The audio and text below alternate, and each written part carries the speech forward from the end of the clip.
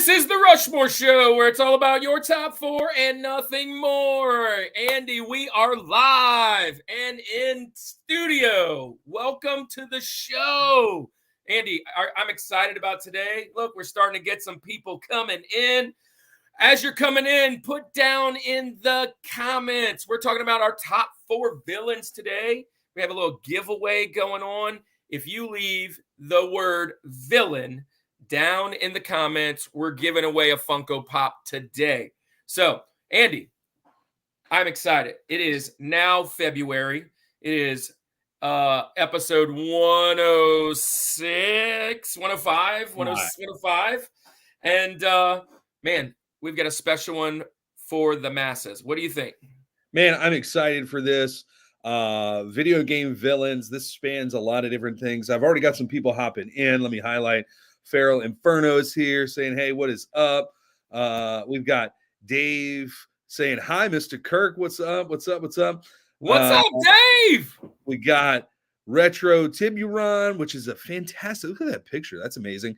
It says, I'm here for Iowa, which, hey, we're getting ahead of ourselves there, but we've got he's here for the guest. We've already got Dave's villain. Look, if you see this comment right here, villain, you want to, even if it's misspelled like this, not going to hold it against you. Villain, type it in the comments. We are giving away a Funko Pop at the end of our stream tonight. If you type it in, you're automatically entered to be in that giveaway. And then my good friend Dylan Thibodeau up in here, my dudes. My dudes. Hey, look, spam those likes right now. In the comments, start leaving your top four villains. And if you leave the word villain, you're in for our giveaway at the end. Now, check this out, Andy. We have done now 5 episodes on video games. We have an amazing 4 left to go. Well, this will be the 5th. And I'm excited about today. It's not something that I was really had on my radar until I met our guest. And I was like, hey, we all, for you guys out there in the Summit Squad, just know that we always bring a host on, and our host, we allow them to usually choose the topic, unless we have a few topics that we have selected specifically, if you will.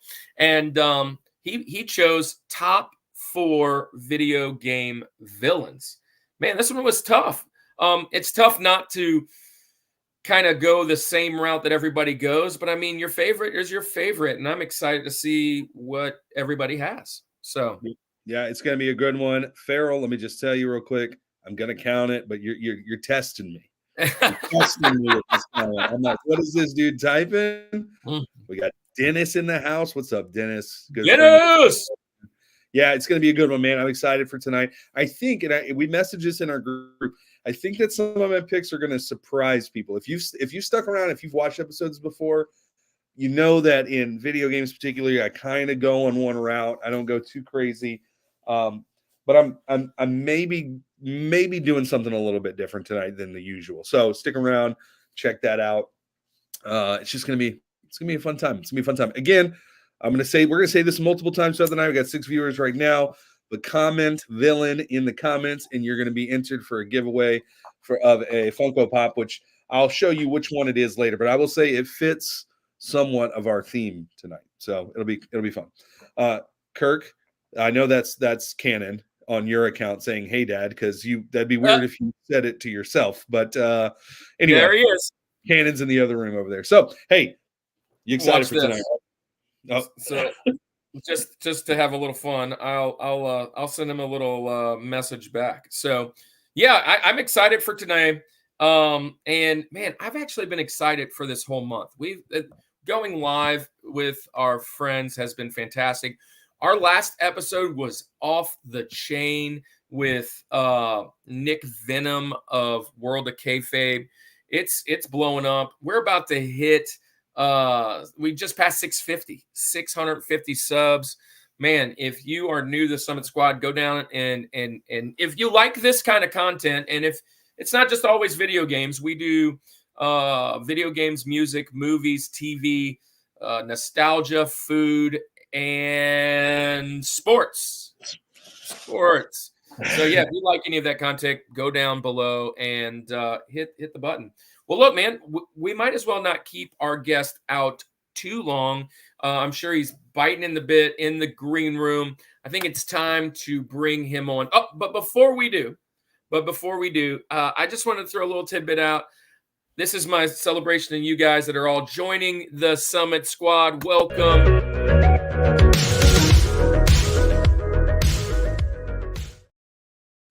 Guys, being a part of the Summit Squad, the best way to do that is to drop in the comments your top 4 on any episode that you join us with. And that really helps us out as we're trying to hit those major benchmarks that, YouTube chases. We're excited to do that. But hey, it is time to do our Rushmore of video game villains. Let's get it. Get it.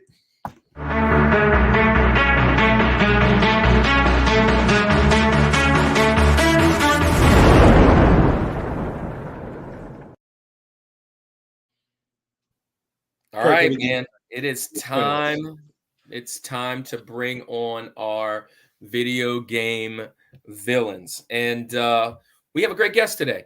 So, doing this Rushmore thing, doing the YouTube, we run into other content creators. And as another content creator, one of my favorite things so far is actually the networking. And we run into one video game guy like Rad Bash or Mad Belmont or Picking Preacher or all the other guys that have been a part of this. And then we have we meet their fans, I guess, or their community. And I met him in the comments of one of those guys, and then we just started following him on Instagram and invited him on, and he was so amazing because we have a lot in common. So I want everybody to welcome our friend. His name's Zach. He goes by Iowa Retro Gamer Dad. Welcome to the show. What's up? What is up, YouTube, Facebook? Oh, we everybody. are loud and in charge, man. We see you. Look, hey, man, you've already got a fan in the comments. Oh yeah, Tyron is here for you, man. So that's my amigo. Nice. Yeah, man. So, Retro Dad, let's just go through and talk to the fans, man. Tell everybody why video games. What do you do, and why YouTube? Tell us all about your page, your content, where they can kind of find you, and maybe what you got on the docket for now, and we'll get started. All right, guys. Well, first off, thank you all for having me on the show. That was really good surprise when I did the original video. I think it was my Rushmore of top 4 video games, and you guys saw that game characters and saw that. Like, that's our show. You should come on it. And then it was really cool to see. But I've been holding a controller ever since I could remember. Even down to like 3 or 4 years old. I'll be 37 in May. So my earliest memories was like Mario Brothers 3. Kung Fu, Russian Attack, and all those kinds of things was my go-to thing. And throughout the years, people seem to outgrow video games. I got more invested. I wouldn't stop. And then that slowly just trying to transfer it over into everything else, being a nerd and stuff like that. And then the channel started off, it was basically just I had gotten reintroduced to retro gaming, reintroduced to nostalgia by a buddy. And so then I started collecting video games, grabbing video games, and I started a new job where I was working swing shifts. So I was having to stay up all night, and it was hard to find stuff to do. So I started watching some of these channels like Metal Jesus Rocks, Pixel Game Squad, stuff like that, where they were, going out and buying video games, showing what they were, and everybody was commenting and they were having fun. And the retro community is just absolutely amazing. So I just jumped right in there, made some buddies. And then the channel grew from there. Over time, it's progressed, evolved, as a lot of things do. I think it's 6 or 7 years old now, but it's really changed, and I think changed for the better. I became more open with my audience about my sobriety, being 10 years sober and everything like that. And yeah, and as I know, you guys have celebrated similar milestones and that. And yeah, and then it just became more of a raw, honest channel about gaming and everything related to that. I even used to do food challenges, trying to eat a container of cottage cheese as fast as I could, eating extremely hot sauces, weird, some weird stuff. I remember I ate that surstrami stuff that comes from, God, I don't remember, I can't remember what country it is, but it's the fermented, nasty fish in a can. And I did that because a little program, a nonprofit that I run called Snack Packs, which makes foster bags for kids. I had raised, I think it was a bunch of money, so I did that one, and I also did a challenge where my wife pepper sprayed me. It's all crazy. It's just stuff like that. But I've always loved video games. I was always into fantasy, and I just always loved everything to do with it. You could be a hero wandering through the dungeons. You could be a plumber jumping on Goombas. You could be pretty much anything you wanted to. And over the years, the video games have just gotten more crazy with graphics and just creativity. And I've just always been amazed by that and loved it. And it's obviously passing on to my children now. I have 3 boys. The 2 older boys are kind of getting out of the games, but my 6-year-old is really just the torch is just passing on to him. He's even starting little collections in his room with his PS4 games. He's like, Dad, look at my stack, and proud dad moments. But yeah, it's just video games have been my life. That's amazing. I love it. And Andy, I'm sure you want to speak on it just a little bit. You've got a web page. You've got another outside of this called Girl Dad. Tell them about that. Yeah. So Zach, you got 3 boys. I'm a dad of 3 girls, so I'm the opposite of that one. But yeah, so we have a channel called Girl Dad, where we just randomly do things. One thing I was going to ask you, when you're talking about all these food challenges, you sure that look, Girl Dad icons up there in the corner over there. That is amazing. Yeah. So, but you sure you never been a youth pastor before? Because a lot of those challenges sound like hot sauce through a sock or something. What'd you do? Nowadays I don't. It's hard to. I've done so much community stuff that at one point, because as talking about addiction and stuff like that, being so selfish in my past, that when I sobered up, I really kind of went the opposite way. People are like, you're doing all this stuff for charity. You used to be, you used to be all about yourself, all about the next, whatever. And now it's like, I'm in the community. I'm helping kids. Dude, I love that. A coach for elementary flag football. I'm a T-ball coach when I'm in my free time and stuff like that. Yeah. And it's just like, everybody's just like, you just did a complete 180.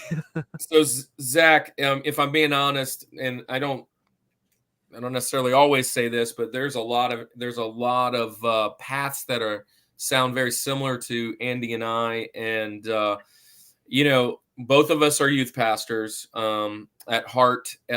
He's actually working in the position now. I do elementary school currently. And I moved to Atlanta. Like, the reason I moved to Atlanta was to do homeless and sex trafficking ministry. And I've been out on the streets for homeless. I've been here 5 years, and 4.5 of it I spent most of my time on the streets, bringing food and doing homeless ministry. So similar things to what you were doing, but with an organization. And then both of us were coaches. One of the reasons that I even became friends with Andy was he's a drummer, and I was the youth pastor, and I needed a drummer.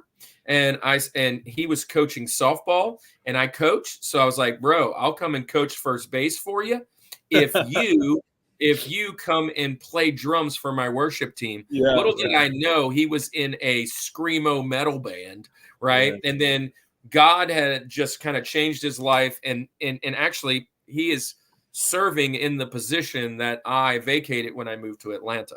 So we have a lot of things in common. Video games are definitely a huge thing in nostalgia that we love. And what's up, Andy? Well, I'm just going to say one thing real quick before we get into our message. We've had a lot of comments here. I just want to make sure we're saying hey to our friends. We got Mi Vida Loca is in the house. Hey, Rushmore, what's up? Farrell gave you a shout out here, said Iowa. Retro again, Iowa in the house. We have a weird thing where Cannon and Kirk are being themselves. I don't know what's happening, but somebody. LV Rose is here. Hello, Rushmore. Rad Bash came in, and unfortunately, Rad Bash. He said can't stick around, enjoy the stream. So hey, man, if you're watching this later, if you're watching it now, appreciate you hopping in for a minute. I did have one question for you, Iowa. Tiburon asked, "Hey, did you try the bomb?" Which I think is from Hot Takes, right, or whatever that hot ones. that's it. I've tried the bomb more than anybody should ever in their life. It's bad, huh? It's bad. It's the show doesn't do it justice. It is literally like chemical warfare for your tongue. It's just as soon as it hits your mouth, it's fire. Like it's insane. I do not recommend it. Yeah. Well, hey, look, I think we're gonna not stick on this too long, but we want to get into our Rushmore tonight. Let's do it. A lot of people came in here to hang out with us here about video game villains.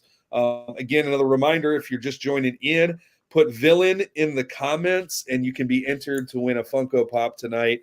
At any point you type villain, you're automatically. Dylan feels very passionate about worst thing on the earth. He's not lying. Dylan's a youth pastor too, so there's there you go. You guys better do it for the kids. Let's circle the wagons. And Zach, here's the deal. When we talk about our Rushmore, the reason that we did this is for several reasons. There are actually some people out there in the world that still think Tom Brady's the best quarterback, even though I'm just kidding. The real quarterback's going to the Super Bowl this year. But we can have that discussion 1,000 times left and right, and everybody, depending on where you're from, how you're raised, what you did, how old you are, what's going on, you have a different top four. You have a different favorite depending on it's very subjective, more so than this objective thing that a lot of the talking head pundits in sports and things want to really make. And there's not really there's not a whole lot of like in the video game world, how to actually figure out who the best villains are, except, how many they sold, what they did. So we do is we allow every person that comes on to give their criteria. When you are putting your list together, what are the 4 things that mattered? Like what happened? Why did it matter? And then tell us about your list. Okay, so we kind of talked about it beforehand. I was trying to stay away from the typical mainstream ones that everybody knows about. I'm not going to say the names because there might be options on here, but I wanted to stay away from the ones that are going to be easily on any web page's top 4, and I wanted to relate more to what I felt more connected with, and obviously the great villain can't, you can't have an amazing hero without a great villain to counteract that.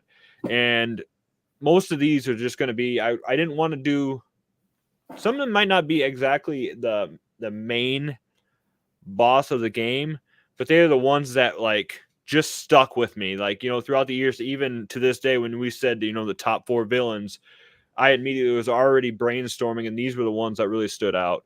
And yeah, that was my main criteria. Was I wanted to stick away from the typical ones, but I also wanted to do the ones that I loved, that was connected to me, and really, yeah, like I said, left its mark. Oh, I love it. Yeah. All right. Well, our first one on the list, we call him Rosie, but that's Roosevelt. Reason being, out of the 4 guys on the mountain, we figure he's probably the bottom of the barrel. We're subjective on that as well. So we're going to start out with Rosie. Tell us your number 4, and we'll get this show moving. So this was the one that I was tossing around a little bit more, but his famous quote from the video game was, did I ever tell you the definition of insanity? And it'd be Vaz from Far Cry 3. Ever since you meet him in the beginning of the game, with just his demeanor, his just craziness, like he has just this psychoticness about him. Just so basically the typical villain, that just wants to see the world burn, and he'll just do whatever it takes to just to drive you crazy, man, just to be as crazy as he was. And like I said, I still just remember when, we talked about villains and how he was sitting there talking to the hero of the game when he was in that cage, just telling him, do you know the definition of insanity, as he was tapping a gun. And it just sticks out to me so much. I just like I said, you can't have a great hero without an amazing villain. And even though I think he didn't turn out to be the final villain in that game, he was the one that really, really just stuck with me.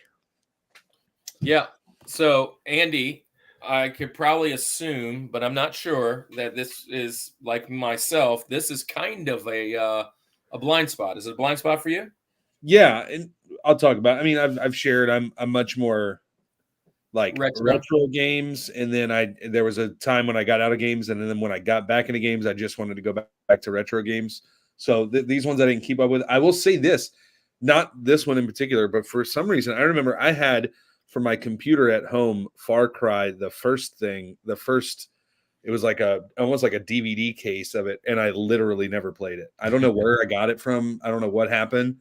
I don't think our computer at home could handle it all. Like, we had that horrible dial-up internet, just worst computer ever. The earlier Far Cry games were were crazy. They had so much customization. You can make your own maps. I think when Far Cry 2 and stuff, they were just really, and nowadays they're just really crazy too. Yeah. So for me, first off, hey guys, I see some new folks jumping in.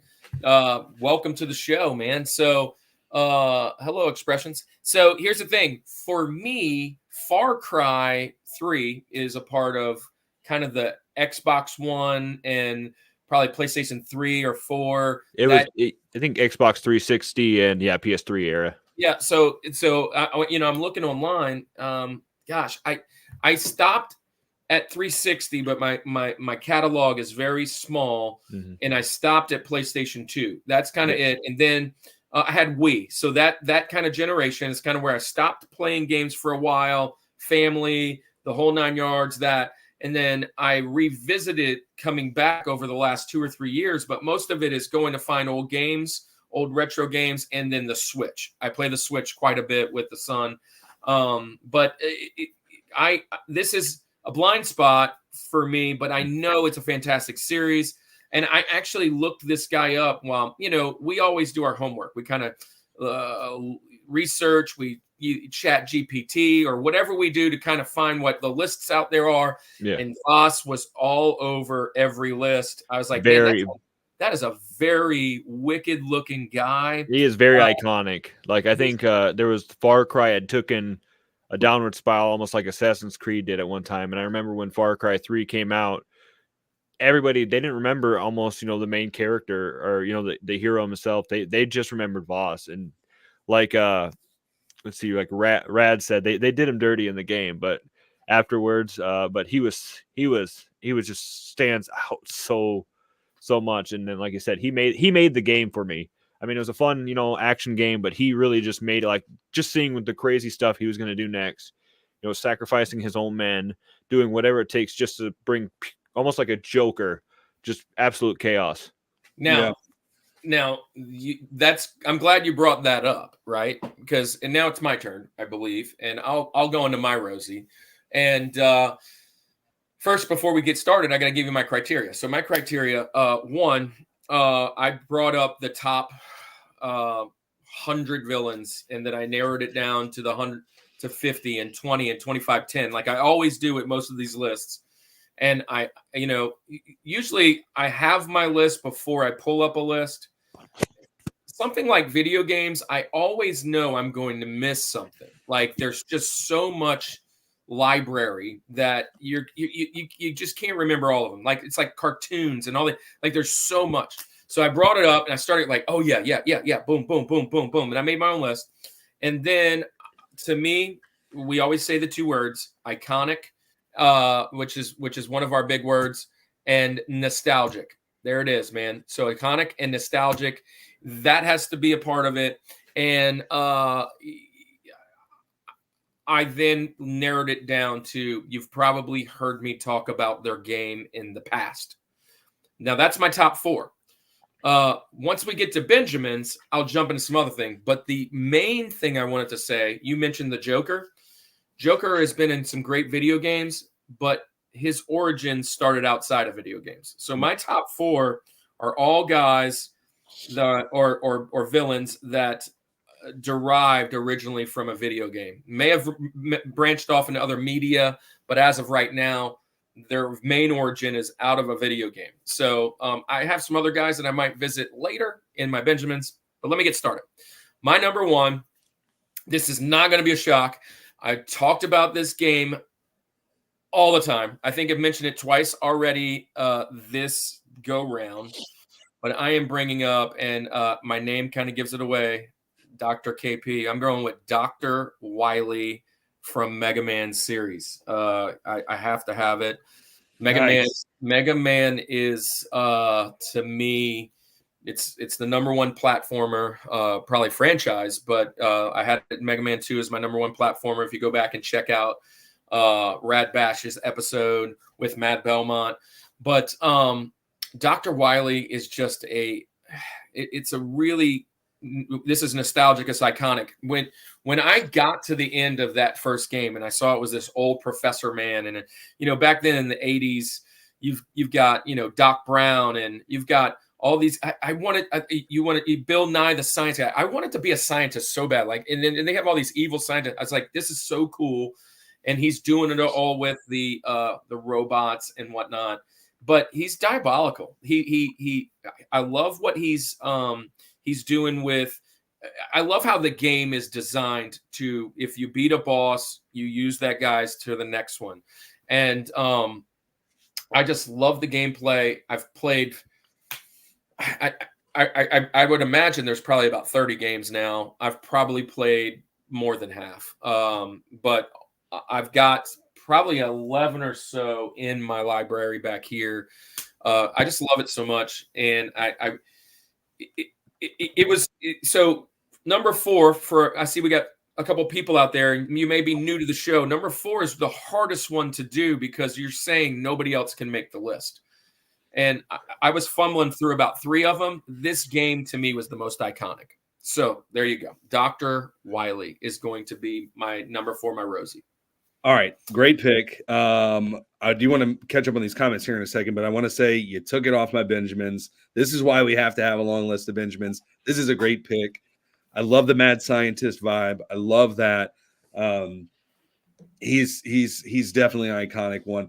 Just to catch up on a few of these comments before we get some of your comments on this one, Zach. We got a lot of people typing villain incorrectly, but it's okay. It's fine. To be fair, if you had one of those things, if you had to pay me $100 to spell it right, I'd probably sit there just the same thing. Yeah. Right. So then we got it says Kirk, but this is canon. His Rosie is Bowser. We've got Miss Brittany hanging out here. She said she doesn't play video games to get 4 villains, but she's here to check ours out. Blocky Kid is here. You are not too late. You are here, but hey, I want to let you know. Type in the comments villain, and you get entered for a chance to win a Funko Pop tonight. We got who else? We got Brett. So Brett he was a guitarist in bands that I was into. Me and Dennis and Brett and a few of us. He says Dr. Wily is my number 2. Jumping up the link. Bang! That's awesome. We said hashtag eyebrows for Dr. Wily. We got Cellcast. Hey, look, Cellcast is here. Good evening. Cellcast happy anniversary, 5th anniversary, Cellcast. Welcome to the show. Welcome in. All right, nice. I don't know if this is number 1 as far as the George, but who knows? Is Darth? Yeah, I don't even know what that is. So I'm sorry, Darth Malik. Darth Malik. I think he was from Knights of the Old Republic. Yeah, Knights of the Old Republic. All right, Rad Bash is giving us top 4 would be Ganon, Sun Moon and the Nemesis, and then Adam from Dead Rise. He's got a nice list there. I like a lot of that. A lot of guys. Why? Look, got to do you dirty like that. Sorry, man. When you hop in here, we calls you out. Yeah, so we got a lot of people in here. Blocky Kid has put in villain in the comments. Man, thank you for hopping in here. Gamer Honor says, look. happy. What is up? We got 15 What is people up up? in here. Dylan coming out with some Mortal Kombat. Look at this. Get over here. There's Ghosts from Pac-Man. There you go. Nice. Yeah, Rosie Khan. Nice. Retro Cart. What is up? Hey, his episode comes out next Friday. Next Make sure you week. check that Retro out. Cart episode is out next week. We've already filmed it. We're dropping it next week. Cannon and his dad and Andy are the goats.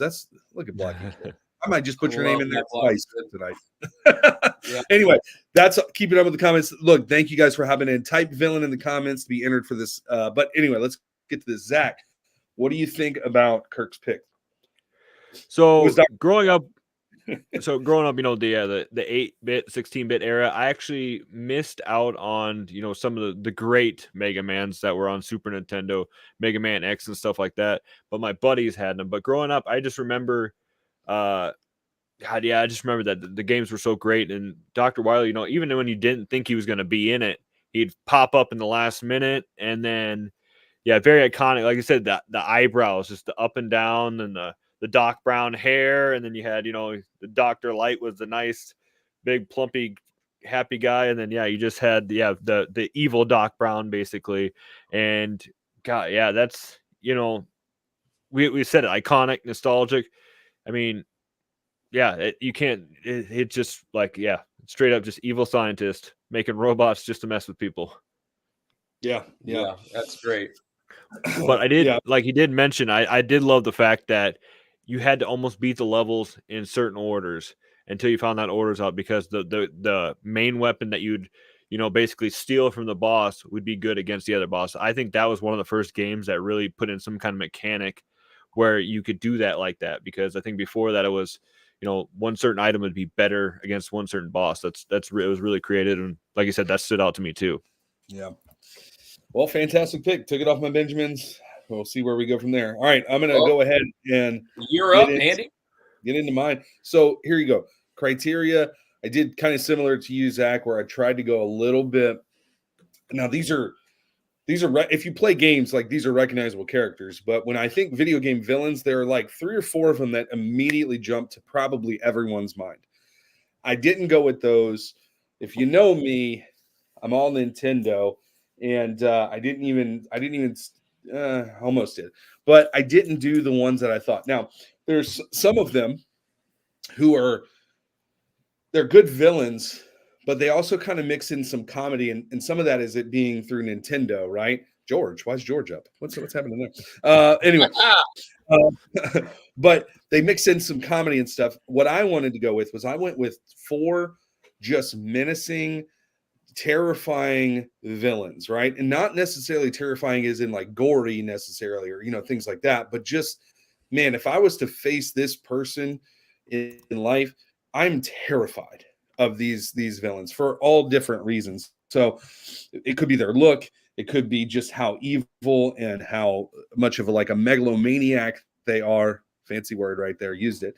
And just how evil they were, right? That's what I went with these villains, right? And again, a lot of these villains are super evil, but to narrow it down to 4, I had to do that to kind of help me out.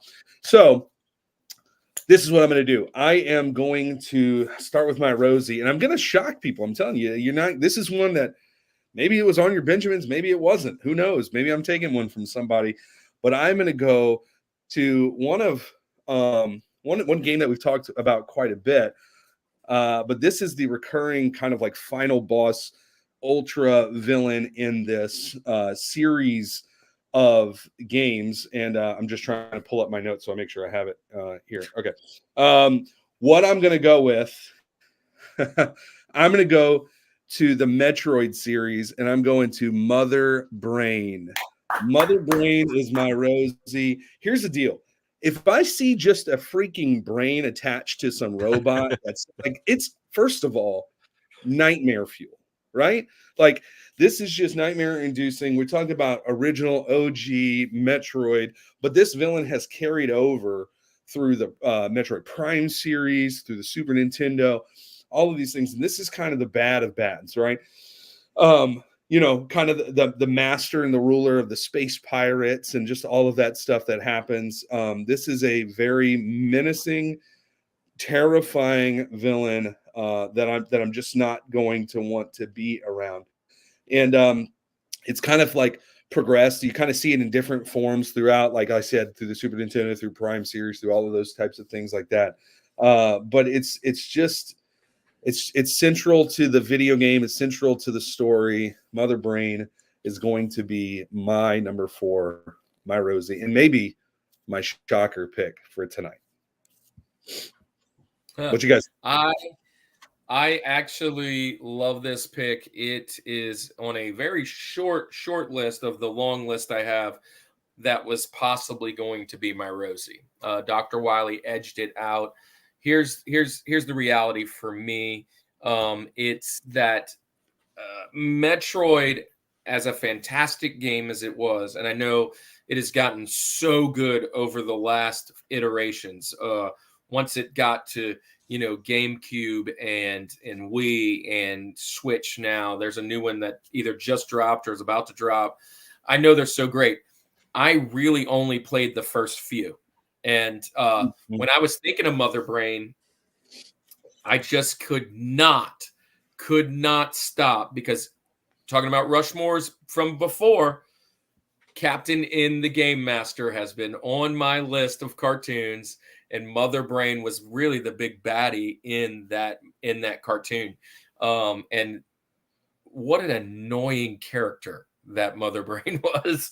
But I love this pick. I as many times as I played as I've played that game, I don't remember actually beating it when I was a kid. I've beaten it now. I know that climbing up within like 3 minutes, I could never do it as a kid. I kept falling. It would drive me crazy. You finally kill this thing with 255 missiles, and then you have to climb out. It was, it's on my list. It's on my list for sure. Probably about number 6 or 7. Yeah. So good pick. Just terrifying. Anyway, Zach, any thoughts on Mother Brain? So I think Mother Brain was probably around in my top 15 or so. It was just stood out too, because like you said, I mean, it's a brain. And I know a lot of times when people kind of associate Metroid, Ridley comes up a lot, you know, the space pirate itself. And the whole thing with that was I remembered, I think my uncle playing it on Nintendo when I was a kid, because it was too advanced for me. It was when I was that young, you know, the switching the rockets and stuff. I was just playing Mario. So that was, but I do remember when we were playing the Super Nintendo, Super Metroid 1, and you're talking about that, you know, when you're fighting Mother Brain, you're almost losing, and then all of a sudden that baby Metroid you shared, whatever, shows up, sucks some life out of her, powers you up, and then you defeat, and then you have to escape. And I was spending, like I said, I skipped Super Nintendo because I was a Sega kid, but my buddies had that. And I remember, I think we were probably about 9 years old, and we were just on this, you know, on the edge of the couch watching my friend jump out of there. And I remember, I think it took us 2 or 3 times, because the first time we didn't make it. So then we had to go back and refight Mother Brain, and then we had to redo it again. But that intense music, you know, the whole tension, and then you're just sitting there, and then we're just like, come on, man, jump over there, and then he's like, and it was just like, it just was the perfect ending to like probably one of the, you know, greater Super Nintendo games. And just the brain attached to that dinosaur, whatever kind of thing. It was just that was kind of different forms throughout. Like it's either just in like the jar, or I think it was the end of the first one on Nintendo. It was just sitting there in that big capsule or whatever, and you had to blow the glass away, and then you had to just shoot it, and then the whole while you getting stuff's chasing you. It's terrifying. And then you brought a good point, like the music, everything that's ominous about it. Like everything surrounding it's really cool. So Mother Brain will hop it in the comments. It's impossible for me to keep up, but I will say this: I do see we got Pickin' Preacher here, right? We got where you at? There he is. He's here for a few. Hey, hop in here. Look, we're still out of the country. I think he just got back. He's okay. Back. He's been so he's here. We got some people that are joining us on Twitch. Man, whether you're hopping in, hey, type in villain in the comments, be entered for our giveaway tonight. So let's move now to our next on the list. So Zach, we're going to come back to you. And number 3 on your list, this is what we consider our TJ Jazzy Jeff. Where are you going? So the Rosie one was hard, but then after that, it was still kind of. I still had, probably so many different options, but I always went back to games that I necessarily wasn't good at, but I loved the lore, the story, and everything with it. And there was nothing more, what I want to say, cinematic than this. But we had 2 brothers, one that was a hero that went to the good side, and then his identical twin brother that just went the opposite way, wanted the power, wanted everything. And I'm talking about Virgil from Devil May Cry series. I think he popped up in the first game, was kind of a deformed Neo Angelo, I believe his name was in that. But then on to the third one and the newer ones where he just went absolute. You had, Dante, cool, collected, battling demons and everything just because he could, using his power for good. And then you had Virgil, who just went the exact opposite way. He wanted power to conquer. He wanted to just be the most powerful being in the world, even more powerful than his dad Sparta. It was just absolutely amazing. And I just love the story because even, at the end of each game that he was in, as you're playing as Dante and you defeat him, and he's just, even then it always ends with you just back to back with him too. Like he almost has that arc too, where he kind of near the end there, it's like, okay, kind of switches side, doesn't switch sides, but then goes to kind of like that chaotic neutral. And I love that, that villain that could just change. But yeah, you got cocky, Dante, arrogant as heck, and then you just got cool, Virgil. So Virgil from Devil May Cry series was my Jefferson. Well, yeah, I agree. There you go, man. So what a fantastic series, Devil May Cry. I only have the first one, but I only have the first one now. But I've played a couple of them. I actually picked this up at the last RetroCon, man. So yeah, $5, man. Couldn't pass that up. Yeah, but yeah, great series. Virgil's a really cool boss. I love that game. It kind of reminds me of maybe a mix with Castlevania, with the dark, the vampire-ish kind of feel, with like Vincent from Final Fantasy. That's kind of who I always like envisioned would be like Dante's brother or something. But it's a kind of a cool game. Virgil's tough, man. It's not an easy game either. So I mean, it takes some time. He really shines. I think it's the third one, and I think, is it 5, the newer one? He really shines in that one, and they aren't easy. I remember I played through most of 1, and I could never beat it. It had kind of like a similar thing. I think at the end there, you had to escape from you got to escape from hell, and you only got a certain amount of time with enemies coming from you, I think. But 2, I remember, was just off the chain hard. I remember buying it, playing it for 20 minutes, and not even being able to. And I'm like, nope, I can't do it. It wasn't until really the third one that I just sat down. I'm like, this is amazing, And it's always been my goal. I think I have the essential collection right over there, which is the first 3, and it's always been my goal to go back and actually dive more into them. So I'm sorry, I'm laughing at Paul's comment. Can I even share this? Look at how long it offers him up. I'm assuming we'll just count that as villain, Paul. Great job. I don't know what it means. Great comment. You did great. Yeah, man. So cool. Hey, Andy, on your radar? How many V's does he have in that comment? Yeah, how many V's are in that comment? You can. I didn't even know there was that many words. Yeah. So I've not played this game. I've heard of it, but I'm Googling these things as we talk about it. So it looks cool.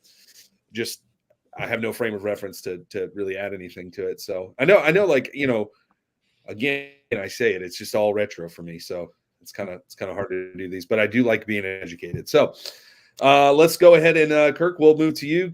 We've got a ton of comments in here. Love you guys. Keep the comments rolling. I promise we see you. We're calling you guys out. Yeah. We just love having you in here, man. Hey, man. So again, my next 3, not a shock. Probably just trying to figure out how I put them. But I am going to go with what I feel are the 3 best franchises probably in video games. And this one was hard though, because there are, I've actually I've seen this comment several times, and some people want to go one way, some people want to go the other.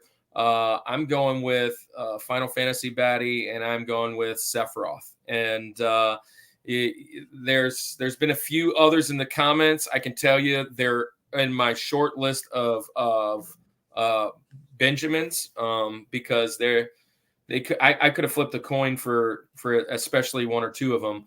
But Sephiroth to me is just the perfect bad guy. I love his design. He's very anime, long gray hair, sword, just bad to the bone. His music was just epic. When you fought him in Final Fantasy VII, he's like a genetic, like he's like a clone meets God type. The story is just so in depth, and then they've redone Final Fantasy VII a couple of times, and then they had the cartoon that kind of followed and went along with it. He's been in Sephiroth's been in fighting games. He's been in so much stuff. But I when I think of Final Fantasy, and I think of the best bosses, and some of the hard battles, some of these battles, and I don't know if Farrell's still out there. Farrell, yep, there he is. Just posted just Mama's now. boy. Mama's boy. That's hilarious. Farrell, I watched you beat the Child of Light game the other night, and I kind of checked out and checked back in, and you were like in probably a 25-minute match with the last 2 bosses. And I remember, like, just when I was thinking and building this, I literally fought Sephiroth for probably over an hour or so that first time I fought him. Like, it was probably over an hour trying to figure out how to beat that final boss, and just managing your magic and everything else that you're doing. Just a cool boss. But yeah, there's some other ones that are probably more diabolical that I have coming probably soon. So that's going to be my TJ Jesse Jeff. Andy, I know you might know who he is, but you have no idea about him. Yeah, I will say. I probably think that. Oh, look at this! I broke a controller fighting Sephiroth in Kingdom Hearts. That too. He was in Kingdom Hearts. Yeah, brutal fight. He's crazy, man. That's crazy. That was a brutal fight with Umbra. Yes, because when he gets to his final form, it's just crazy. Anyways, Iowa. So Sephiroth was a big, what do I want to say? A big pain in my butt as a kid. I still remember the iconic music from when you first get to the top of the Shinra Mastle, and then the president has the big sword stuck in his back, and you finally see that they figure out that Sephiroth's still alive. And that game was filled with so many cliffhangers and like U-turns. Like, and you come up on the snake, and he's got the sword stuck in him, that gigantic, massive snake, and just hearing how everybody like was scared of him, and they didn't even know if he was there, but everybody was still in shock. And I still just remember as a kid not understanding the material system, but getting to Sephiroth in the end, defeating Bizarro version of him, and then just next thing you know, they just start playing that orchestrated music that comes down, and he just comes down just the one-winged angel, and then just like immediately casts his supernova and just wipes my party out. And then I'm just like, it wasn't until a good decade later that I understood the mechanics of chocobo breeding, and I was able to get the better summons, and I was able to level up more and understand that I was able to finally defeat him. But I mean, between him and the weapons in that game, the emerald weapon and the ruby weapon and stuff, Abby's in the house. It was insane.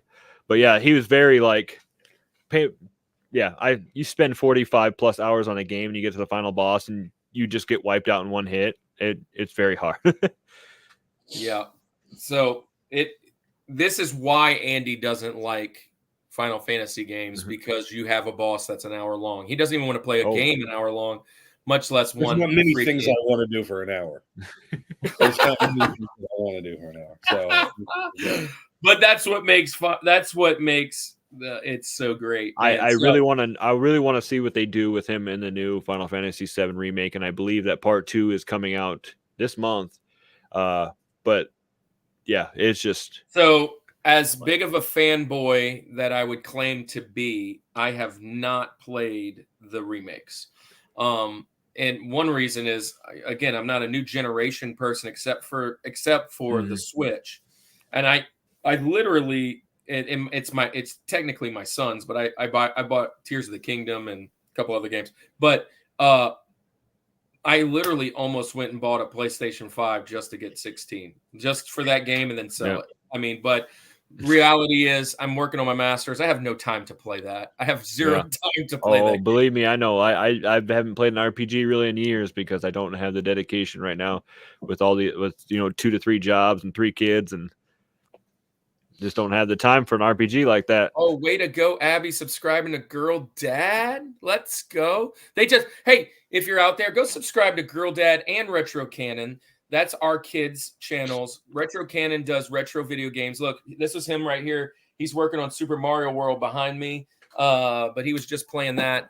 And Andy, you guys just did a taste test of Japanese food with your girls. Yeah. Don't do the bomb. It was fantastic. No, we didn't do that. We have been doing hot sauces, but they've not been the bomb. We did a Japanese snack box. It was tons of fun. Yeah. Love so Andy, you're up, man. You're up. Yeah. What's your link? Yeah. Sorry, what's your TJ Jazzy Jeff? This live thing doesn't allow me to do any mess ups. You guys see that we really mess up a lot. We just cut all the stuff out usually. You're doing pretty good. This is 3 years of figuring it out. But all right, yeah. So Andy, what's your TJ Jazzy Jeff? I am actually going to Rushmore, not with any of you guys though, with Dylan Thibodeau, because my TJ Jazzy Jeff, finish him, Shao Kahn. Oh, come on. He is a beast, bro. Here's the deal. I mentioned this several times. I played a ton of Mortal Kombat as a kid on my uncle's system, and then got it for myself. Button mashing like crazy, but then MK2 comes out, and you get Shao Kahn comes in, and he is the most intimidating, just brutal, just blunt force. This dude is amazing. Shao Kahn is terrifying. He's got, you got him in the movie and, whatever. You could be on one side or the other of the movie, but in the video game, the dude was amazing. His whole get up and everything, the freaking hammer weapon that he had. I'm going to be honest. I'm going to be honest, man. Shao Kahn is my least favorite of the Mortal Kombat villains. Yeah, well, there's some other ones that are on there, but Shao Kahn is Shao Kahn's there, man. He's the emperor of the outworld, man. It's just like so many amazing things. He's a dominating force. When you want to talk about like OP, just like this guy is just insane. He's a warlord. Gosh, this guy, again, I'm thinking about in my criteria, if I were to encounter these villains in real life, I'm dead before he gets close to me because I'm just terrified of Shao Kahn. He can do the same thing like Shang Tsung does, and he can consume the souls. Shang Tsung wins. See? He's not. I would never put Shang Tsung above Shao Kahn, but that's me. That's me. Shang Tsung barely makes the mountain, anyways. But there's still another one that is up there. His weapons fantastic. Anyway, that's my number 3. That is my TJ Jazzy Jeff. Dylan, we in the house. We represent. Here's the thing. Aaron Brown in the house. I don't like RPGs. That's Aaron is our STEM teacher. Welcome to the show. Hey, look, I'm with it. I'm with it. But Mortal Kombat is look, Abby said very violent. One of the most violent games. Lots of bad guys in this game. Tons of bad guys, even normal characters who are really bad to the bone guys. They've gotten way more violent recently. when I'm playing like MK2 and 3, it was violent for sure, but you could turn blood off and you could do all that stuff. So But the big controversy was hold on, time out though. If you played the Super Nintendo version as your introduction, yes, but my introduction was the arcade, the very original arcade. And I remember my parents walking in and wanting to give me quarters and being like, wait, you're not playing that, are you? And I'd be like, yeah, I'm playing that. Yes, sir, I'm playing that. And here's a fun fact, and this is a little extra. Most underrated. Let's talk about it. Most underrated Mortal Kombat character of all time. What you got? Quickly. That our favorite? Cabal. Ooh. Cabal! What? Cabal is yes. Fantastic. Dude, Cabal is so fantastic. He should be in every. Sweeps you with the little. That thing was legit. I think I would have to go with Jax. Jax was my favorite growing up. Oh, Jax is awesome. Worst character. Yeah, I love the metal arms. Yeah, even in the movie, I liked him in the movie. Besides the corny, I liked rip the hands off and the arms off and. Yeah. Wait, what were you gonna say, Andy? Yeah, the worst character is Stryker. Like he's stupid. Yeah, he uses bombs and guns, and you're still alive. Like, but everything kills you. Stryker's the worst. They really ran out of people to make. I think at that point, let's make a cop. Let's make him a regular cop. One of my least favorite night guard security. Yeah, one of my least favorite things though about Mortal Kombat was I'm not a good first person shooter. I don't know if we're ever going to have that episode, but I can name some off. I did it also in fighting games, that motion that you would do for like a fireball or whatever, that one's fine. But if I have to keep going and make more of a circle and then add in other buttons, I could never do it. And Mortal Kombat was to do the combos were like mind-boggling, and I could never get it to do the finishing move, and it sucks. So I had to always use like a Game Genie and like just hit a one button finishing move because I was just terrible at it. But hey, look, we are at the middle of the show, and it is since we're live, we're not going to do a actual commercial, but we are going to shout out a few friends. First off, man, I just literally before the show started got off the phone with our boy Davey Lusco. And Davey is the CEO and the director and the founder or whatever he wants to go by. He was on our episode a few weeks back for Mario Games, and he is doing Louisiana Retro Con. And Louisiana Retro Con, guys, it's in Morgan City, March 2nd and 3rd. Make your way down there. Come see us.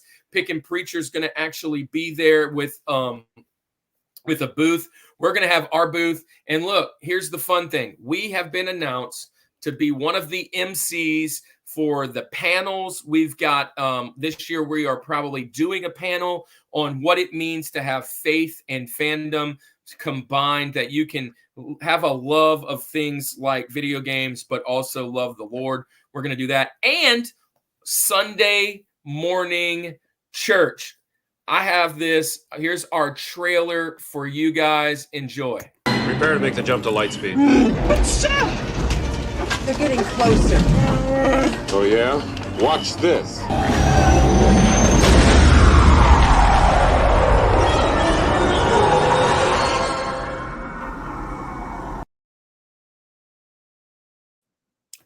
Yeah, so reboot. It's a play on words. When you actually come to meet the Savior in relationship, you have a bit of a reboot. It's kind of a rebirth. And it's an unconventional ministry because we're doing it at conventions. And it's weird. It's going to shake things up. Some people aren't going to like it.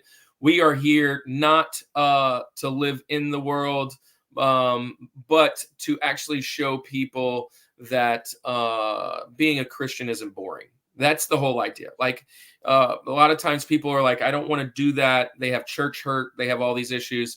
And honestly, we love the Lord, but we still love being human, and we realize we need a savior and we're broken. So without further ado, come see us March 2nd and 3rd. And then we're going to do St. Tammany Collectors Con a few weeks later. But Andy, let's talk about our boys at the Culture Box. Culture Box is an amazing group of content creators. We just saw Cellcast in the comments. You've seen Retro Rewind on the show. You've seen Geek Devotions on the show. And today, Andy, who are we going to highlight as one of our friends, a part of Culture Box, as we do geeky content with a love of the Lord? Yeah, so we are going to shout out to the Untold podcast tonight. So, the Untold podcast is a speculative fiction podcast utilizing the genres of sci-fi, fantasy, and horror, among others, in order to engage the culture's imagination from a Christian worldview. Every month, Nathan James Norman produces and narrates a new story presented in a unique and dynamic way. Check out the Untold podcast at www.untoldpodcast.com to listen and leave them a review on Apple Podcasts. Go check them out. Again, part of the Culture Box, part of this group of content creators that we're hanging out together with. It's a great community to be a part of. We just mentioned Cellcast was in here. They're a part of that. Just celebrated their 5-year anniversary together as a group there online, which is amazing. Just a ton of great people. We got all of the links and everything down there in the bottom for you too. So that's what we got, and we have now got a second half of the mountain. We're already an hour into this thing, and we still got a second half of the mountain plus some Let's go. Let's get it. So, Zach, you're up. Now it is time for the big two dogs. We're going Link, and I mean, it's often known that this is your opportunity. This is your opportunity if you'd like to, but it's your turn. All right. So I've got a few franchises that I've just loved over the years. And, and it's just like, once again, villains that just stand out. And who doesn't love a game about clones? Who doesn't love a game about mercenaries? Who doesn't love a game with stealth and everything to go with it? And when you have iconic characters based off, I would say other bit like maybe a movie. He had an inspiration for it, but I had to go with Liquid Snake from the Metal Gear Solid series. Oh, what? So it's kind of, if you play the Metal Gear Solid games, it's very confusing. So I won't go into all the details, but I just always loved that. You had, but later on when he possesses Revolver Ocelots. When Revolver Ocelot has his arm, and it just, even when they did the newer age ones with the Phantom Pain, and you see him as a little kid and how just at that age, he's constantly just a menace. And he just has that iconic, that one thing in that game where he's just like, brother, and he's just talking to Solid Snake. And it was just kind of, it just absolutely, like, I loved his character, and I loved, like, when I finally got a PlayStation 3 and I got to play, Metal Gear Solid 4, and he really shines through there as, Revolver Ocelot. And then, which is, people just don't understand how crazy that story is and how different it is. But when you have Big Boss, they produce basically 2 clones of him, one almost identical and one they just kind of free roam. It just, it must be something with brothers in my my top 4, because we did the Devil May Cry with Virgil, and then now we did Liquid Snake to my Solid Snake. I hate you. Like, literally, I was sitting here going, out of all the ones that's not going to be mentioned today, it's going to be Liquid Snake, and that is going to be the one I pull out of the hat for my Benjamins. He was the one that was fighting between Dr. Wily the most, if I'm being honest. And Metal Gear Solid, I have the Sons of Liberty and I have Snake Eater here. As you can see, I was kind of giving it away on my name, Snake, because that's what happened when you died in the game. This game, to me, is why I don't like first-person shooters, because this game is what I want from a shooting game. Like I want a third person. I want to be able to back in and do it. I love these games to death. But yeah, I was I'm a little I'm glad you mentioned it because it made a top 4, but I'm also just kind of like, dang it, my little round in the gun, if you will. Ocelot gosh, there were so many guys I was thinking about, but Liquid Snake was like, oh yeah, I'm coming Liquid Snake. Big Boss. I saw that in my Facebook post, but yeah, great pick. Just like I not like that iconic fight, but just between Snake and Liquid at the end of 4, I think it was when you're fighting, just CQC or whatever. Just it's amazing, and yeah, like I said, that iconic when he just shouts "brother" all the time whenever he's just getting ready to cause havoc, and Snake's just shaking his head. But Andy loved it. I don't know if you're there because you're a 64 guy. It kind of jumped 64, I think. It went Nintendo and then PlayStation 2, basically. PlayStation 1. So it was, that's the other thing is there's so much like original 8-bit. They had 2 games on the Nintendo. Then they jumped all the way up to PlayStation with the original Metal Gear Solid because I remember having that demo and we just played the hell out of it. I think I have that one still too. But man. I even have the Essential Collection, which has them all in a PS2 format. But yeah, that's maybe not. I thought I had that one too, but man, so good pick. Yeah. Man, gosh, I love that game. I really want to start this is short list of games that I want to play. It's one of the reasons I start. So everybody out there, especially you resellers and all those folks, I am collecting PlayStation 2. So if you see me at a con, I'm looking for PlayStation 2 games. I'm looking to build that collection, and Andy's doing Nintendo 64. But all right, I'm going to jump in with mine. Gosh, did I remind you guys that it's Link? It's Link. So I mean, since it's Link, I think I should go with Link's villain. I'm going with Ganondorf. Nice. I mean, all the iterations. Probably my favorite series of all time, to be honest. It's probably my favorite series of all time. All the Zeldas. I just finished Breath of the Wild about 5 months ago. And and then I held off buying Tears of the Kingdom. And for Christmas, I was gifted a $50 gift card from one of my students and another like $20 Target gift card or something like that. I combined the two and paid a little bit extra and went and got Tears of the Kingdom finally and started that. I just got off the first island and kind of working my way to the first couple shrines. Love this series. Love Ganon. I can't wait to see what happens at the end of Tears of the Kingdom. But I've mentioned it before. Very first Zelda game ever was just a long adventure. It was like I could probably go and beat it in an hour or so, maybe a little more nowadays.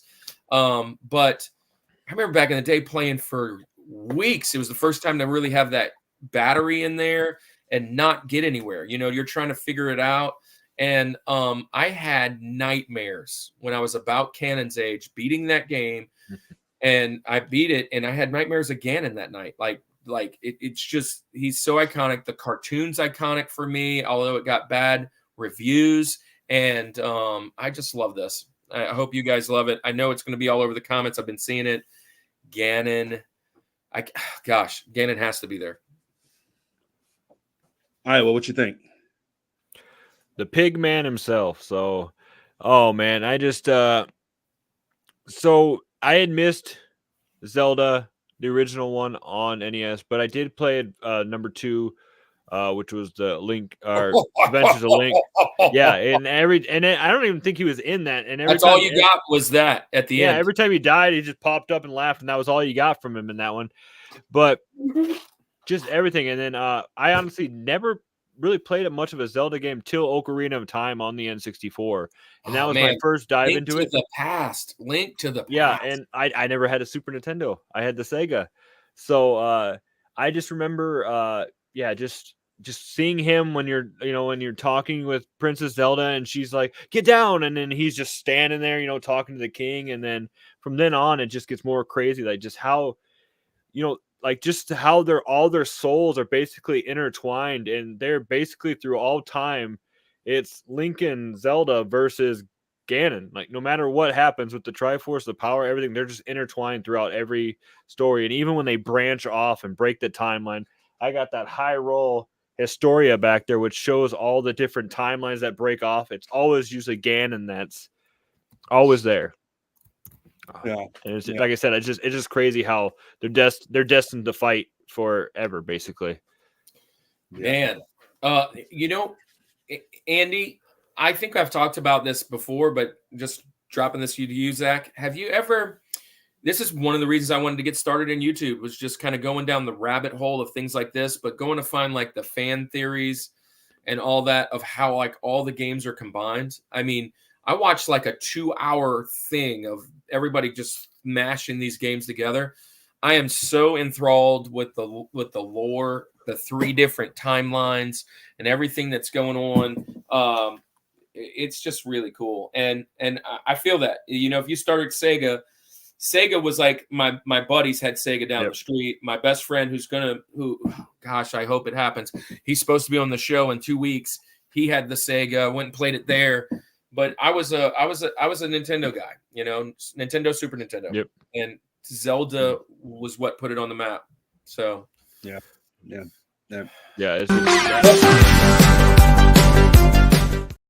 Sorry to cut you off, because we're just gonna keep talking about him, because I had to do it too for my link. It's Ganondorf. It is Ganon, in both forms. This dude is fantastic. He is an amazing. I love the Zelda series. I've shared it plenty of times. I'm right now in my brief moments of time that I have to play the game. I'm working through Ocarina right now, which is my favorite one. But I know there's other amazing ones too. I haven't played any of the new ones. So, but I'll say this about Ganon. Ganon, right? Just when he turns into this monster form, right, of Ganon is amazing. I love how. And it's really not even just been for Ganon, but every character, every iteration of Zelda has its own style. And Ganon looks different, and Ganondorf looks different in each one. And I love that. I love how it's kind of shifted. The story's kind of shared there, but it's taking on its own style. Wind Waker was cool. All of these different ones were super awesome. Majora's Mask. But yeah, this guy, I love his story. I love the origin. I like how he's like the only male born every 100 years or whatever, and he's like the king, and it's just a really cool backstory to him. And it really, like, he's almost one of those guys that, and you get this in sometimes you understand the villain, right? Like you get, not that you agree with him, right? But you get, like, when you get that cool of a backstory, he's not just evil, but he's like so smart and meticulous, and he's got this plan, and he's just, man, and he's brute force too when he's Ganon. I love this character. I almost wanted to put him George, but it just seems right to put him at Link. But yeah, so Ganon is the huge pig monster. Ganondorf, yeah, right, exactly. Yeah. So you got Ganondorf, and then Ganon is in the other one, and that's Paul coming in, right? Paul coming in here. Say hello to Paul. He is the reigning champ with the most hangouts out here. But hey, look, here's one thing about Ganon that I didn't share in my portion. I did not like playing Ganondorf in Smash. I'm pretty sure he's a pretty OP type character if you know how to use him. I just never knew how to use him. Link was still always my guy there. But so now I haven't seen Tears of the Kingdom, and I saw where I think it was Abby mentioned up here somewhere that Tears of the Kingdom Ganon was pretty OP, pretty awesome. But I don't even see it now. But Dylan, that's his main. Dude's my main. And yeah, see, I just It wasn't is good at him. I more didn't know how to use it. powerful, but a slower Captain Falcon. That's a very good. Yeah, very yeah. good I was just not very good with him, to be honest. And I know lots of people that loved him. But what I was going to say is, I'm anxious to see the final of Tears of the Kingdom. But if I'm being again completely honest with Breath of the Wild, it was really cool to look at Ganon, and the form that he was in, but it was a kind of an underwhelming battle. He's like humongous. He's just absolutely massive. And it's just like this big pig, and he's pretty easy. So I wasn't a big fan. But anyways. The battle at the end of Tears of Kingdom with him is insane. I think it makes up for the underwhelming Breath of the Wild. So yeah, the final battle in Tears. I cannot wait. I mean, I'm probably 2 hours in, if that. I mean, if that. So again, all right. So we are to the George. We are to the top dog. All right, Zach, you're up. It's George. George is your number one, the best villain of all time. So this was hard because I could easily, like, we've talked about RPGs, we've talked about some of the stuff, and there was so many like iconic RPG ones, and it was almost going to be a Rushmore, but there was one villain from the Final Fantasy series that I thought was even crazier than Sephiroth, and I had to go with Kefka from Final Fantasy VI. Oh my goodness, you're killing me, Smalls. And it just says, his iconic one when he just turns from the world of balance into ruin, and it just Kefka wins, and literally just the whole time it's just this jester clown guy that has that iconic 16-bit laugh, and he just wants to watch the world burn. So like even when he unbalances the magic, he poisons a whole city, a whole town, the water, kills almost everybody just to get to one guy, and even then doesn't get him. He just basically sacrifices that.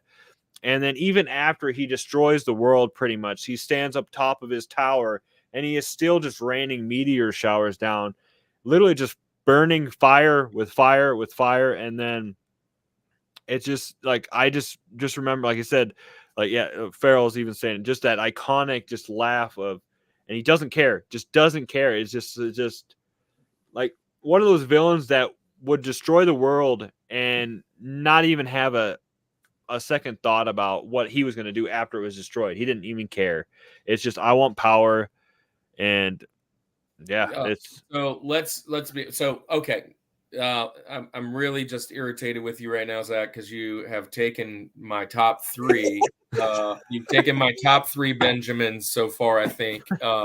But yeah, Kefka was the other guy, obviously gonna be there with Sephiroth, and I still have a great list ready to battle for Benjamins, but I'm glad Kefka made it. Kefka is basically the Joker, right? The Joker in a fantasy world game.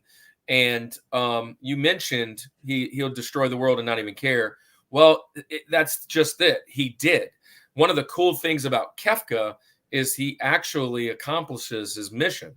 And one of the few he's one of the few in any kind of medium that I can think of that the bad guy actually wins there, and then you kind of start the game all over again. Yeah. I love this game. It is, if this game isn't on your top SNES games as a role-playing, if you're a role-playing fan, then you've never played it. But it is fantastic. It was a very close fit to me. Not everybody has played. Yeah. So see, not everybody's played that game. And but most people, Final Fantasy VII was just more nostalgic for many, many, many, many people. Like, you have one, and then you have a bunch in the between, and then you have 7 that are like really ultra famous. Yeah. But all us purists, says 3, but it's 6. Right. All us purists know Final Fantasy 2 and 3 for Super Nintendo were were underrated and awesome. Mystic Quest was even really cool. Tactics was cool. And then the anthology came out, and you find out, wait a second, this is 6, not 3, which is 2, which is 1. And all the weird stuff that's going on. Kefka is a gem of a villain. He is a gem. He is absolutely amazing.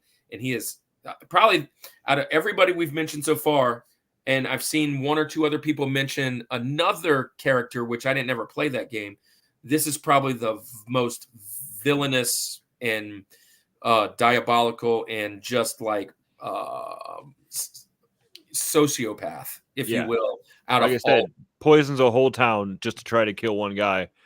Yeah, he's a sociopath. He's absolutely a sociopath. So yeah, Andy, we know you have absolutely you probably just looked up and saw what he looks like, and you're like, really, this guy? Yeah, he's a clown. I know that Kefka sounds like an item that I would order at a Mediterranean restaurant.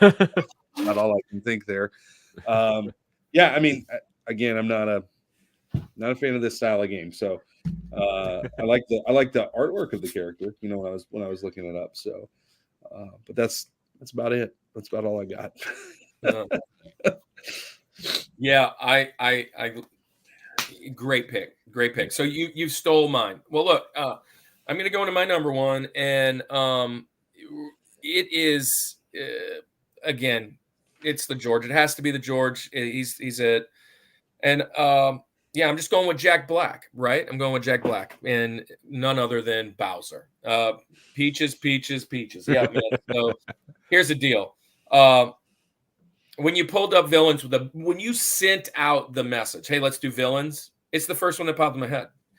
I know he's probably the one that when in the pregame, you were like, I don't want to mention all the normal guys. So you were probably talking about Bowser and Ganon. That's the 2 that are everywhere. But I can't go anywhere without Zelda and Mario Brothers. That's just, it has to be there. And Bowser, there's somewhere he's kind of funny. He's silly. The cartoon, I loved him. The movie was fantastic. It took it to another level.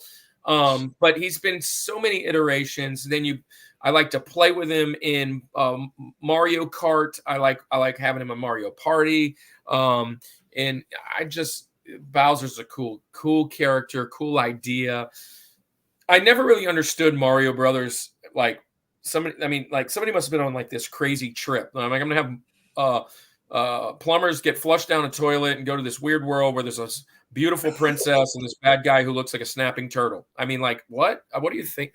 Anyways, but he's awesome, man. And then he blows fire. He's like a dragon. Bowser, got to be Bowser. Most iconic, most nostalgic. And yeah. And Zach, what you think? So, like you said, this is one of those mainstream ones that I was trying to avoid. And, you know, everybody forgets about Wart, which was from the Super Mario Brothers 2 one, the Toad Wart. But Bowser is, you know, you look around my game room, and obviously he's up on the walls. And like you said, I loved him. Jack Black, when they announced him for the casting, I was like, this is not going to work. How's this going to work? And he did an amazing job. And it's still one of the most iconic things from my childhood was the first time I got to him in Super Mario World, and he's in that little airship and that little thing, and he's just like, you know, he's got exactly, and he's just playing that do do do do, and he's just swinging back and forth, dropping cannonballs out, and then you got the princess throwing out mushrooms and stuff, and just absolutely insane. And like I remember getting to him in the first one, the Super Mario Brothers, not the first one, but Super Mario Brothers. Fireballs and like not really understanding exactly what he is. You know what I'm saying? Because he just looks like he's all blocky, looks like a dragon of some sort. But in Mario Brothers 3 and Super Mario World, those two, man, they brought him to life. And then now you're talking about like Odyssey and what he's done in Mario Brothers. And like you said, Mario Kart, Mario Parties, and then you get to play as him with him in Super Mario RPG. That was a shocker to me when I played Super Mario RPG, and he wasn't the enemy in it. And then later on, joins your party, which was like, I'll just be with you because I want to, just so he can later on. And like you said earlier about the theories, reading some of the weird theories about him too. You know, like how his kids are with Princess Peach, and there's just some fun, weird stuff. His kid, but I mean that was his love interest the whole time. So yeah, that doesn't make a whole ton of sense. But yeah, it's just like I mean, there's been worse series. Yeah, There's I'll say this. There's a reason my background is the way it is. I'm not going to crush more with you, but only because I did the same thing. This was my George up until today. This was my George, but I changed my criteria and my route I went because I said this is going to be mentioned. There's everything you said about him. Exactly right. When I think I am surprised we didn't have a triple Crushmore today. I just really am. Yeah, well, I think I would honestly, if I had to pick mainstream, I would have went with Ganon over Bowser because, like you said, with the stories being intertwined as much, and just how it's always like, okay, here's the boy from the forest, and then here's the Gerudo man, and it's just like it's just always like it's just something about Ganon just always was. Now here's a fun thought. Where's he at? No. You waiting? You looking for someone? Yeah. Why'd I pass it up? How'd I pass it up? Oh well. Oh wait, here it is. Shout out to Yeah. So Kevin Farrell Sims, mentioned welcome. back in the platformers game and the other ones. Kevin, Kevin's here. Kevin's my dude. Kevin, you're supposed to be on in 2 weeks, man. Yes. Welcome. We're talking about Kevin's my guy with the Sega. Yeah, Kevin, top 4 bad guys. Drop it in the comments, man. Welcome to the show. Hey, so Andy. Yeah. Bring us your George. Let's close this out. I have not heard this villain mentioned by any of us or in the comments so far. So really? I can't believe that I've held on to this one. I wonder if you're going to steal it from my Benjamins. I might. I don't know if I will. I don't know how much of a fan you are of this game series. So maybe not. My George is that we want to talk about evil scientists. It's how you started the Mountain Kirk. I'm going to end this with an evil scientist. But I'm going to go with Andros from Star Fox. Give me Andros as my George. This dude, in all of his iterations, terrifying. He's like this disembodied head of, it kind of looks like an ape, but not really. But like he's got these crazy eyes, sharp teeth. He carries out through all of the Star Fox. He just gets better. When you go to the original Star Fox, he's just like this silver face thing, and then he just like the next game he's in, you're like, whoa, he's totally different, right? It's the amazing. Nintendo 64 one, yeah. 64, Star Fox 64, just iconic. I love this villain. I love this boss.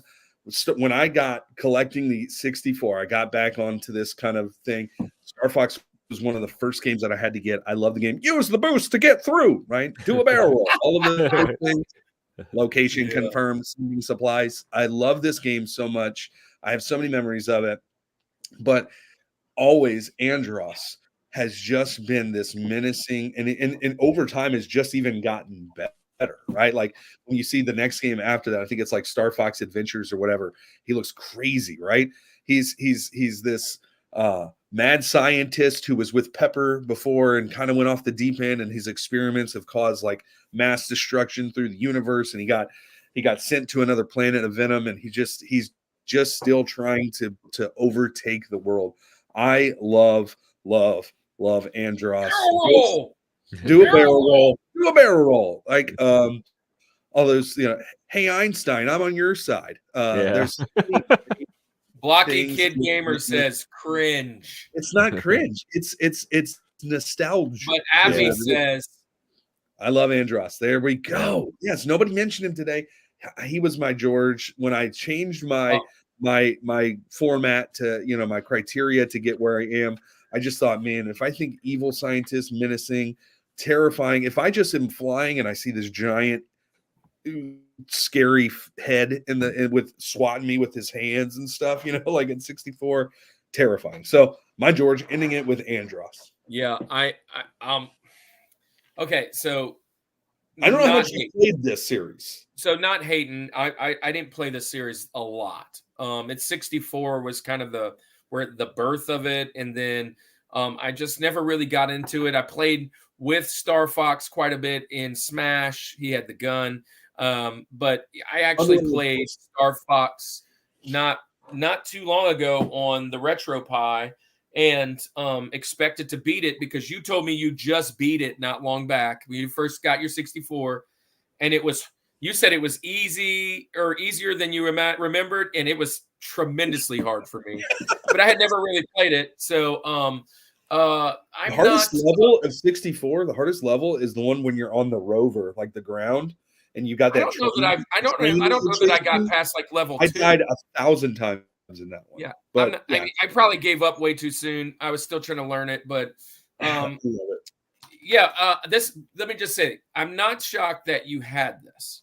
Okay. I am shocked that it's your George, like your main guy, because although I know you love 64, I wouldn't have picked this as if I was ranking your order. So that's a good shot, man. Good shot. Told you. What's your experience there, Zach, with Star Fox? So Star Fox on the Super Nintendo was one of the few games that had the FX chicks, which made that awesome, like kind of more 3D almost image. And as kids, we never got to Andros and that.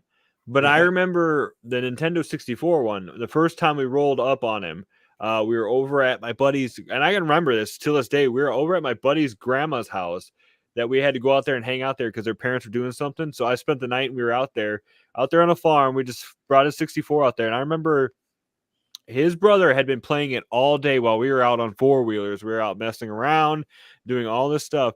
And I remember us getting back and he's like, guys, I think I'm on the final stage. And we were like, whatever. He was older than us. We couldn't get past, like you said, this first or second level because it was too hard for us. And I remember just that iconic, the Andros just raising up, and it's just like, I'm like, is that a big monkey in space? Yeah. Like, and then once you finally defeat him, and you have the same, theme in most of these games. Okay, now you got a few minutes to try and get out of here before the place blows up or whatever. And then just at that point too, like the ghost of your father shows up or whatever and kind of helps guide you through the wreckage. It was just, who would have thought? Yeah, space monkey. But his face is just. Yeah, I mean, I'm glad you have some nostalgia attached to that. That's a great pick, man. So we've had great mountains so far. But look, before we jump in, we're about to go into our Benjamins. We have 15 guests here. Let's see if we can't get those likes up. We're at 15 likes. I'm pretty sure there's somebody out there that hasn't done it yet. We've had a bunch of people jumping in and out. Make sure you hit the like. And also, we've been sharing it at the bottom, our little banner. But if you leave the word villain, we will be giving away a Funko Pop at the end of this next segment. This next segment is pretty quick. It is our All About the Benjamin. Zach, thank you for hanging around with us. But now it's time to really rack our brains because it is time for our honorable mentions. Let's get it.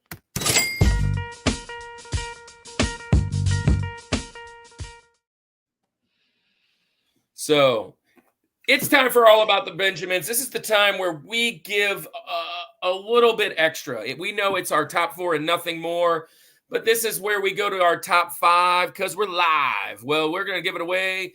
We're going to give 12 more to you guys who we think should make a mountain somewhere. And I've been seeing a lot in the comments, and this is what's left. Here's how it happens, Zach. You're first. I'm second. Andy's third.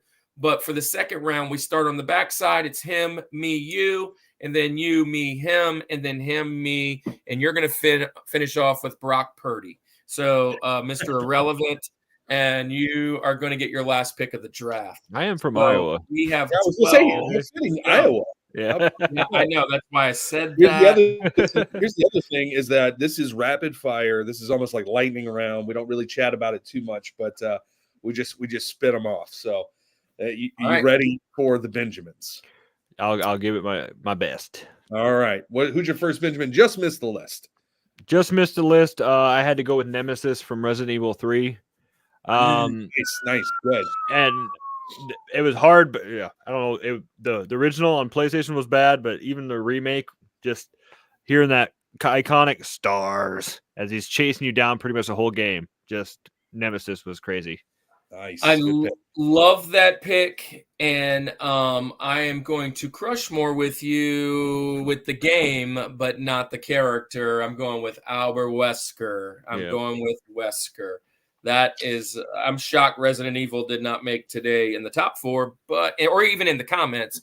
Wesker is my guy. Man, he's just crazy. Yeah. You're Wesker up, was Andy. in my top 5. You've got 2. So here's the deal. My criteria is thrown out of the window for Benjamin's. Okay. So that just everything's gone. All right. So immediately off the bat, I was going to go Bowser. I wasn't sure he was going to get picked. It's not surprising, but anyway, I'm going to go with from the Donkey Kong series, King K. Rool. Give me King K. Rool, man. He's got to be up there. And then with my back-to-back, my second pick, you're going to give me from Street Fighter M. Bison. M. Bison. Yeah, but I had him on a short list. Yep. I had him on a short list. So, man, let me just say, on my list so far, top 10, Kefka gone, Mother Brain gone, M. Bison now gone. I'll go with number 2 on my list, and Sonic the Hedgehog, man, Dr. Robotnik. Nice, good one. Eggman. I'm going with Eggman, man. So there you go. He's kind of Dr. Wily's, Sega match. So going with Robotnik. That was pretty much a Crushmore with one of mine too. It was because I had Dr. Eggman up there.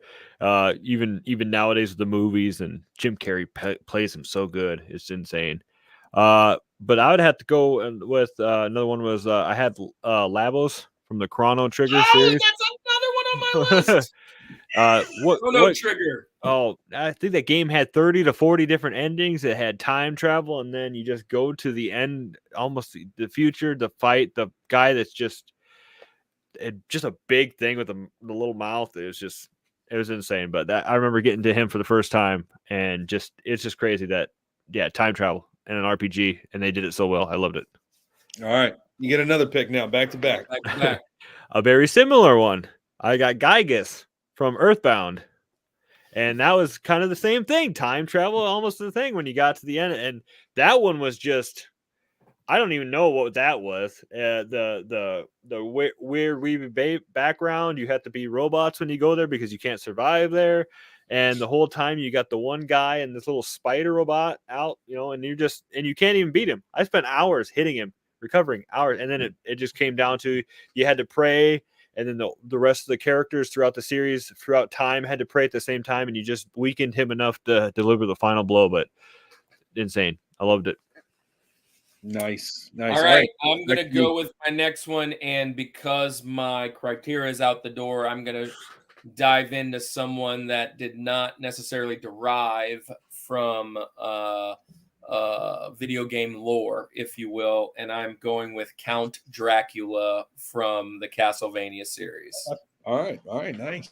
Let's shout out to Matt Belmont. And Dracula's in all kinds of series, but he's the main baddie in Castlevania. Yeah. All right, so I get my last 2. I'm glad that I got to this one. I'm going to go with, I already picked my favorite villain from Mortal Kombat, but I'm going to pick my second favorite villain from Mortal Kombat. Give me Goro. Yes, sir. Goro's got to get taken. Goro is the Giorgio of it. Yes, sir. Okay, that's debatable, but I do like Goro. Goro is fantastic. He's the worst in the movie, though. But he is the worst in the movie. I hate that scene, especially when he gets punched in the Goro. That's the worst scene. Why did they do that? It's so dumb.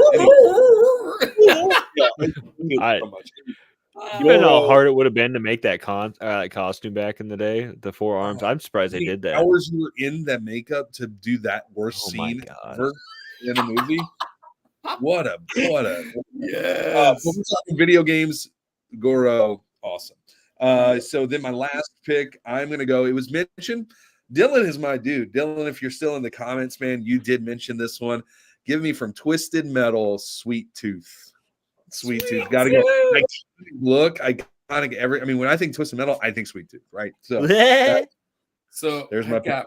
this is my last pick. And gosh, there's two guys. Okay, so there's two guys that I want to name. I hope that Zach, you name one of them. I'm gonna leave the last one to you. Hopefully you've made it. But this is gonna be a shout out to Paul in the comments. I'm going with Handsome Jack. I'm going with Handsome Jack. Paul no longer has to riot. You don't have to riot. Yeah, I saw where he has to riot, but Handsome Jack from the Borderlands. Yeah. That's funny. I was actually before the thing. I was playing Borderlands 3 tonight because I have been playing through it. But Handsome Jack actually. Well, I wish I would have took the other guy now. Because Handsome Jack is on there. That's crazy that you said that. That was one of those. That was going to be one of those too that I didn't think was going to actually be mentioned. So I have one or two more. Mr. Irrelevant. You got one more. This is it, Mr. Irrelevant. Last pick. I'd have to go with Majora from Majora's Mask. Oh, not the one I was thinking, but great pick. Just cool. like we talked about the branching and just the whole like the kid just finds the mask, puts it on, and basically just becomes, and it's just the whole time the moon. I would almost say the moon is the most menacing part for it, because even on the remasters, when you're looking up and you just see it getting closer and closer, just the whole accidental main bad guy thing. You put the mask on, basically like Jim Carrey. That's right. Yeah. Good. So pick, I'm going to break the rules, and I'm going to throw out this one because it's number one in every list except mine, because I didn't really play this game, but I'm going with Gladys. So from the Portal series, it's literally number one in every. The cake is a lie. In like every list, and it's crazy. I've only played it a portion. That's why I didn't make my list. I was hoping one of you guys would throw that out there. But I almost went controversy because I always throw controversy out there, and I almost did Master Hand from Super Smash Brothers. Well, one of my favorites. Somebody posted in the comments the dog from Duck Hunt. Yeah, that's good. I almost went and had Mike Tyson from Mike Tyson's Punch Out on here. and how about never been able to beat him? How about your in your list, Andy, when you posted on Facebook? Somebody wrote my mom, or wait, because she wouldn't let me. Because she wouldn't let me play a game or something. I think yeah, Trevor, something like that. Yeah. Yeah. Hey so guys, well, look, we are done with our mountain, and we are about to move on. If you have entered villain into the comments, Kirk, I sent you that list of names, I think, so you can be plugging those things. Make sure you spell it right. Typing them in. Let me check. Why don't you tell our friends what we got coming up while I fill it out? Well, a couple things. Let me. I'm gonna do the show. I'm gonna show you guys what you guys are entering for, because we're talking about villains tonight. There are some games in this series, but I'm trying to rack my memory if this guy was actually in a game villain. I'm sure somewhere along the line he was. But you're going to get a chance to win a nice Funko Pop, Mr. Freeze from Batman and Robin. Check that thing out. It's kind of a cool look. Arnold Schwarzenegger, Mr. Chill Out. So we're going to give this thing away. Yeah. So if you entered villain into the comments, here's the prize that we're going to be giving away. Kirk is plugging in those names right now. Thank you guys for joining us tonight. But hang around for just a couple more minutes as we do this giveaway. It's going to be super fun. Couple things that we got coming up. Number one, hey, we're still in video game month. We got a couple more weeks left of video games. This has been a blast. This has been amazing to kind of just hang out, chat, talk about video games with you. Next month, March and April, Kirk, correct me if I'm wrong, but this we are going to get into my wheelhouse. And I love video games. But music! Into music. Music make you lose control. We're going to get into music for 2 months. This is going to be the hardest lists that I ever do because I just love music so much. So we got some friends that are going to join us on lives and just have a blast talking about music. You guys be praying for Kirk because his team is in the Super Bowl. So depending on how things go in the next week or two, maybe rough or maybe amazing. Hey, it's already a win, Andy. Andy, it's already a win. We were not supposed to be here. We're playing on house money. Now, I will say this. Sports comes up later, but I don't want to lose because I can't stand our opponent. I cannot stand the 49ers. So I don't want to lose to them. But Andy, double check me. I have 1, 2, 3, 4, 5, 6, 7, 8, 9, 10, 11 in the giveaway. Did you have any others in that? I had 14. Okay, so I need to get 3 more. Can you check these off? So I'm going to show my. I'm going to show my screen and let's see. Do that. And let's see who we're missing, and we'll go from there. Share screen, and then we'll just add who's there. Share. Here we go. This is the joys of. I love live. You guys get to hang out with us in the middle of this stuff. That's super amazing content. Right? Coming along. Can you see it? Not yet. Not quite yet. There we are. You cut us off a little bit, but that's all good. So are we starting in Rad Bash on the right side there? All right. I'm gonna cross off who I've got. Yeah. So we have you've got Rad Bash, Blocky Gamer, Dylan. Dylan, hold on. Where you at, Dylan? Yeah. We got Expressions. Yeah. Expressions. We got Cannon. We got Farrell. We got Alan. Dennis. Dave. Retro Tiburon and Abby. Aaron Brown entered. Aaron Brown. You've got Paul, because in all of those V words, he did write the. Oh, yeah. You got Pick and Preacher. That should be the other 3. You got, All right. So there's the 14. You already entered Pick and Preacher. I got you in there. We just added you. I made sure you're there. So we're about to spin the wheel. And again, if you miss it, this is what you're winning. I'm going to shuffle them.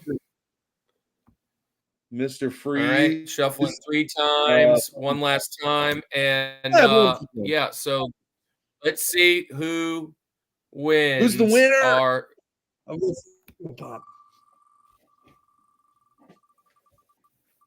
And the winner is no way.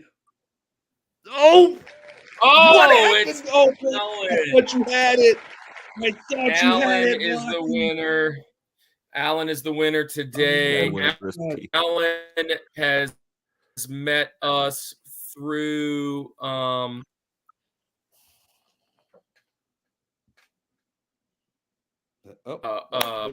Bert's little mission he's going on, conquering the world with community.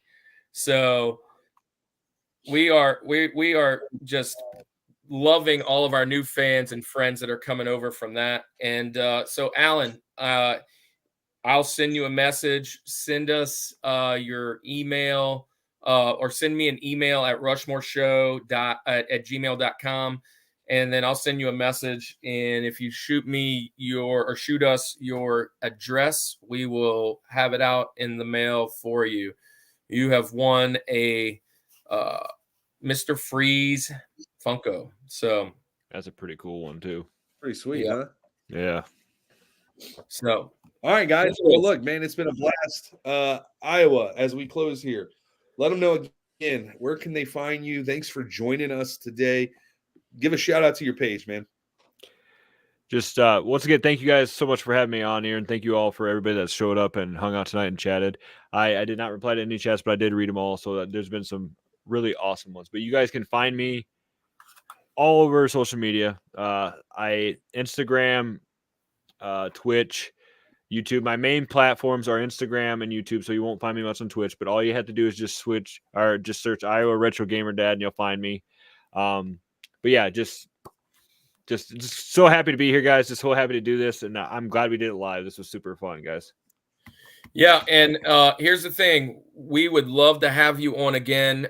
Video games is only the first 2 months. We do have nostalgia coming up. If you like movies, TV, music is next on the docket. Anybody out there in the Summit Squad world kind of writing in the comments, you guys are welcome to be a host as well. Farrell, I was reaching out to Farrell.